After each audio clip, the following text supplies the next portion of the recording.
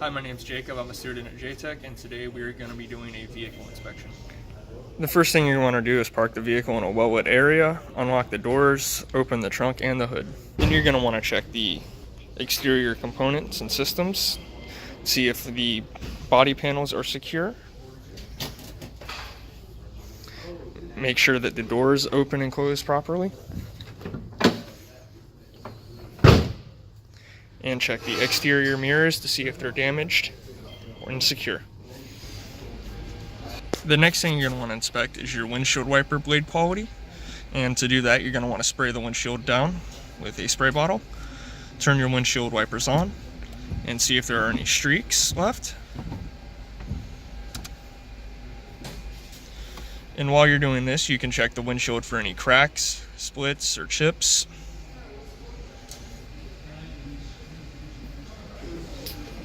The next thing you would check would be the exterior lights of the vehicle.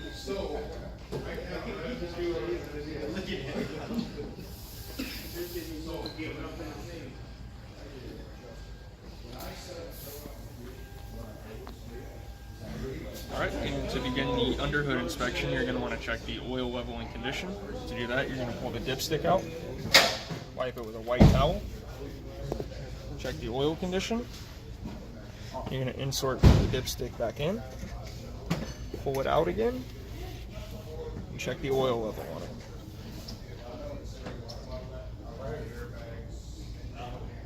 Alright, next thing you're going to want to do is check the transmission fluid level and condition. To do that, you're going to pull the dipstick out for the transmission fluid, wipe it off, check the color of the fuel, insert it back in, pull it back out and check the level.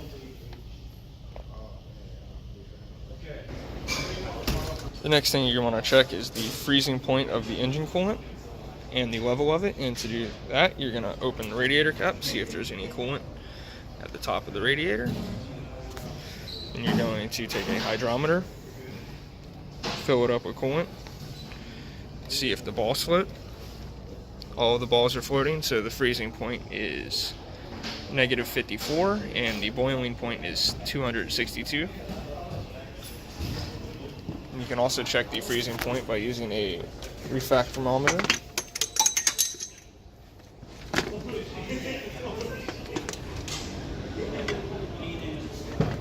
And to use this, you're going to put a bit of coolant on this, close it, and look through at light. Alright, next we are going to check the cooling system to see if there's any leaks using a pressure test. You're going to want to find the fitting that fits your radiator.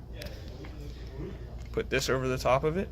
Make sure it's on the bladder setting to fill the bladder up. Slowly put pressure into it. The bladder's filled now. Then you're going to switch it over to system to do a test of the cooling system. You're going to slowly pressurize it.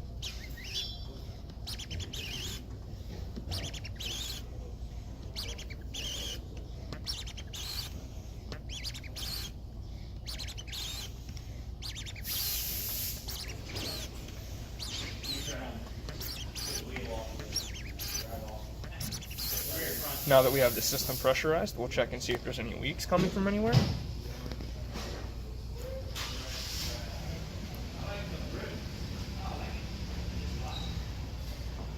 And there are no leaks in the system. Check is the fluid condition and level of the power steering fluid.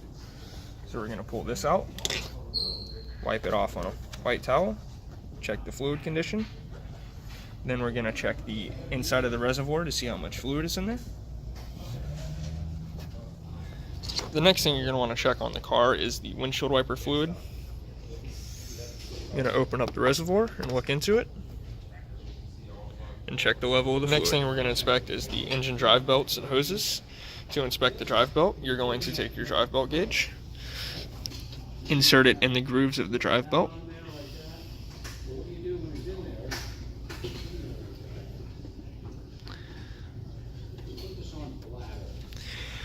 Then, to inspect the hoses, you're going to squeeze it, feel the rigidity of it, and check everywhere it meets up with the engine. The next thing you're going to inspect is the air filter condition. the ductwork, see if it's sturdy, and if your car has it, the filter housing. The next thing we're going to be doing is a conductance test on the battery. So you're going to take your positive lead for your conductance tester, connect it to the positive terminal of your battery. Then you're going to take your negative lead for the conductance tester and connect it to the negative terminal. Then you're going to take your tester, perform test. Battery is in the vehicle. It's a top post. Go up. It's an automotive battery. It's a regular flooded. Cold cranking amps, and the cold cranking amps for this battery are 410.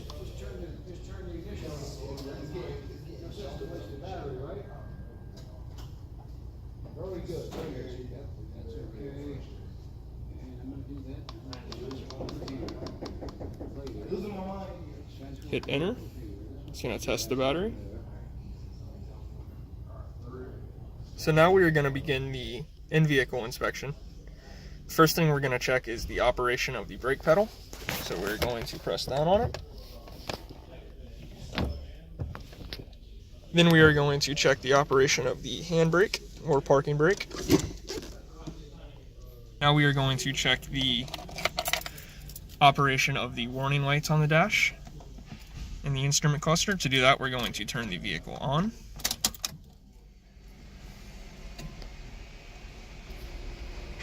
Next, we're going to inspect the operation of the map lights and the dome light. And now we have to inspect the operation of the seatbelt. The next thing you're going to check is the operation of the air conditioning system. So you're going to want to turn your key to the on position in the ignition and turn the blower motor on and check and see if it'll blow in every position.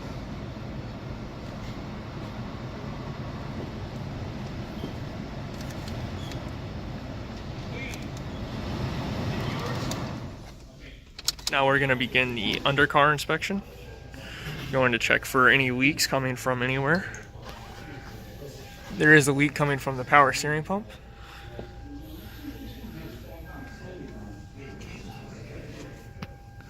No leaks in the rear.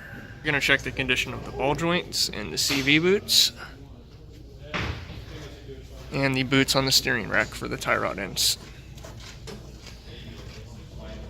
Alright, now we're going to check for any play in the ball joints and tie rod. So you're going to grab it at 12 and 6 to check for the ball joint play.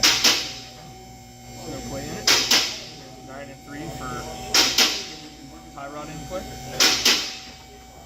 No play in it. Next thing we're going to inspect is the brake condition. So we're going to check the brake pad.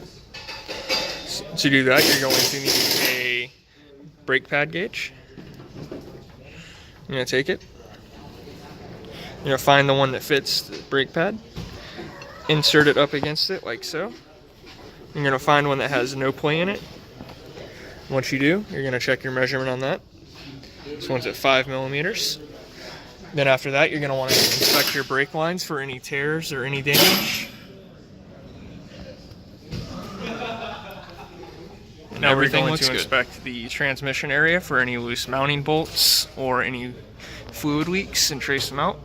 There's a fluid leak coming from the reverse light switch.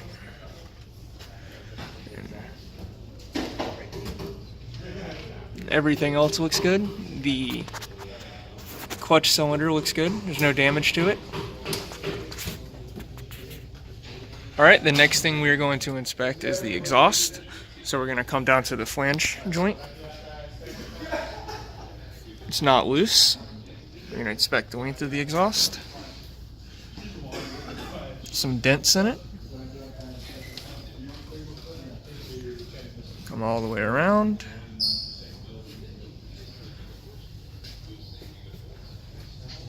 Now we're going to check the catalytic converter.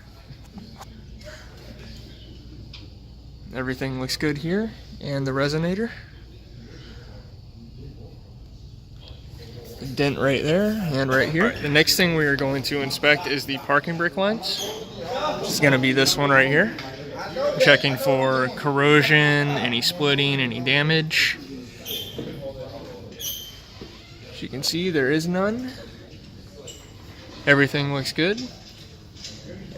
Now we're going to check the rear suspension area. I'm going to check the strut for any damage. Make sure that the strut bolts are tight. Check the bushing.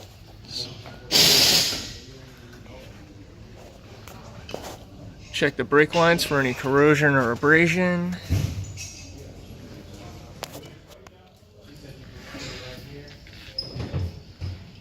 We're going to inspect the fuel tank area. Make sure that the mounting bolts are tight. We want to come around and check for any damage on the fuel tank. And check the fuel lines for any rust or damage.